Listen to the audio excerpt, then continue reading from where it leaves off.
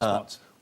I'm curious to know if Adam and Eve never existed, where did original sin come from? But I also would like to clarify the point about whether there ever was a first human. That's a rather difficult and puzzling question because we know that the previous species from which we're descended is probably Homo erectus, and before that some sort of Australopithecine. But there never was a last Homo erectus who gave birth to the first Homo sapiens. Every creature ever born belonged to the same species as its parents. The process of evolution is so gradual that you can never say, aha, now suddenly we have the first human.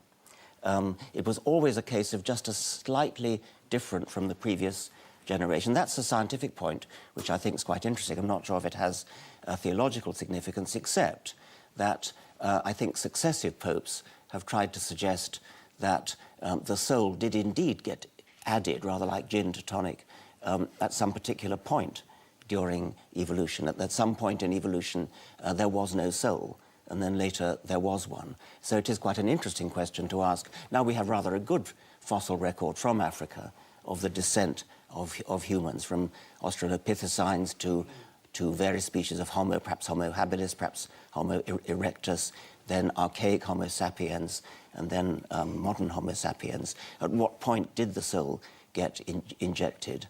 And what does the idea of original sin mean if Adam and Eve never existed?